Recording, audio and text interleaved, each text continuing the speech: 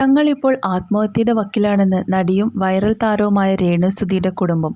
കൊല്ലം സുധിയെ കൊല്ലാൻ തങ്ങളുടെ പപ്പ കൂട്ടുനിന്നുവെന്നും മകനായ കിച്ചുവിനെ ഇറക്കിവിട്ട് വീട് തട്ടിയെടുത്തുവെന്നുമുള്ള നിരവധി ആരോപണങ്ങളാണ് തങ്ങൾക്ക് നേരെ ചില യൂട്യൂബ് ബ്ലോഗർമാർ ഉന്നയിക്കുന്നതെന്നും ഇത് തങ്ങളെ ആത്മഹത്യയുടെ വക്കിലേക്ക് എത്തിച്ചിരിക്കുകയാണെന്നും രേണുവിൻ്റെ സഹോദരിയായ രമ്യ പറയുന്നു. ഒരു മലയാളം TV എന്ന യൂട്യൂബ് ചാനലിനോടാണ് രമ്യ പ്രതികരിച്ചത്. രമ്യയുടെ വാക്കുകൾ ഇങ്ങനെയാണ്: രേണുവിൻ്റെ ഇൻ്റർവ്യൂ എടുത്തെടുത്ത് തങ്ങളിപ്പോൾ ആത്മഹത്യയുടെ വക്കിലാണ്. ഞാനും എൻ്റെ ഭർത്താവും അമ്മയും ഉൾപ്പെടെ ആത്മഹത്യ ചെയ്യേണ്ടി വരും. സുധിച്ചേട്ടൻ പോയിട്ടിപ്പോൾ 2 വർഷം കഴിഞ്ഞു. ഇപ്പോൾ തങ്ങൾക്ക് സമൂഹത്തിന് മുന്നിൽ ഇറങ്ങി നടക്കാൻ പറ്റാത്ത അവസ്ഥയാണ്. ഞങ്ങളെ തിരഞ്ഞെടുത്ത് കുറച്ച് യൂട്യൂബേഴ്സ് എന്തോ വൈരാഗ്യം പോലെയാണ് ചെയ്യുന്നത്. സന്ധ്യ എന്നൊരു യൂട്യൂബർ കഴിഞ്ഞ ദിവസം വീഡിയോ ഇട്ടിരുന്നു. സുധിച്ചേട്ടനെ കൊല്ലാൻ തൻ്റെ പപ്പ കൂട്ടുനിന്നു എന്നൊക്കെയാണ് പറയുന്നത്. സുധിച്ചേട്ടൻ മരിച്ച അന്ന് പപ്പ ആശുപത്രിയിലായിരുന്നു. തൻ്റെ ഫോട്ടോ എടുത്ത് കൊല്ലം സുധിയുടെ ആദ്യത്തെ ഭാര്യയാണെന്ന് പറഞ്ഞിട്ടേക്കുന്നു.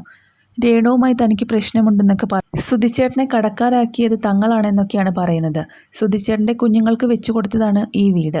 സുധിച്ചേട്ടൻ പോയപ്പോൾ ഇവർ ഒറ്റയ്ക്കാകുമല്ലോ എന്ന് കരുതി തൊട്ടു പിറകിൽ വീട് വാടകയ്ക്കെടുത്താണ് തങ്ങൾ താമസിക്കുന്നത്. ഇവരെ ഒറ്റപ്പെടുത്താൻ പറ്റില്ല. സുധിച്ചേട്ടനുണ്ടായിരുന്നപ്പോൾ ഞങ്ങളെ അങ്ങനെ തന്നെയായിരുന്നു നോക്കിയതും സ്നേഹിച്ചതും. കിച്ചുവിനെ ഇവിടെ നിന്ന് അടിച്ചിറക്കി വിട്ട് രേണുവും പപ്പയും ഞങ്ങളും താമസിക്കുവാണ് എന്നാണ് ഇപ്പോൾ പറയുന്നത്. കുറേ നാളുകളായിട്ട് ഇങ്ങനെയാണ്. മറ്റൊരു പ്രശ്നം ഇപ്പോൾ ഉണ്ടാകുന്നത് സുധിച്ചേട്ടനെ അടക്കിയ സഭയെക്കുറിച്ചാണ്. സുധിച്ചേട്ടൻ സ്വന്തം ഇഷ്ടപ്രകാരമാണ് ആ പള്ളിയിൽ ചേർന്നത്.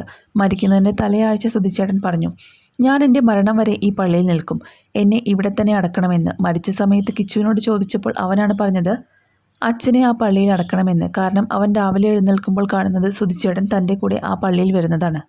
ലോക്ക്ഡൗൺ സമയത്ത് ആ പള്ളിയിലെ തിരുമേനി സഹായിച്ചിരുന്നു. അത് ബിഷപ്പാണെന്നാണ് ഞങ്ങളോട് പറഞ്ഞത്.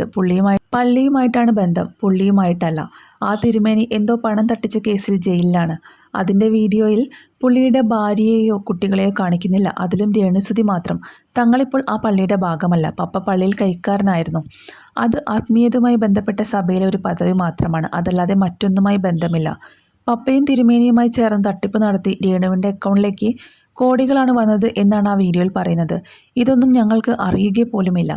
തിരുമേനിയുടെ വീട്ടുകാർക്ക് പോലും ഇല്ലാത്ത പ്രശ്നങ്ങളാണ് അക്കാര്യത്തിൽ ഇപ്പോൾ ഞങ്ങൾക്ക് വന്നിരിക്കുന്നത്. പപ്പയെ അറസ്റ്റ് ചെയ്യണം എന്നൊക്കെയാണ് പറയുന്നത്.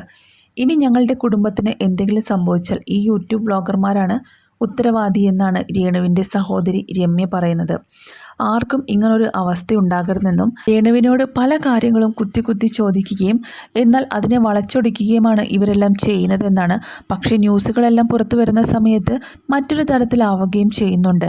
എന്തിനാണ് ഇങ്ങനെയൊക്കെ ചെയ്യുന്നത്? ഞങ്ങളും മനുഷ്യരല്ലേ, ഞങ്ങളെയും ജീവിക്കാൻ വിട്ടുകൂടെ എന്നൊക്കെയാണ് രേണുസുധിയുടെ സഹോദരിയായ രമ്യയ്ക്ക് പറയാനുള്ളത്.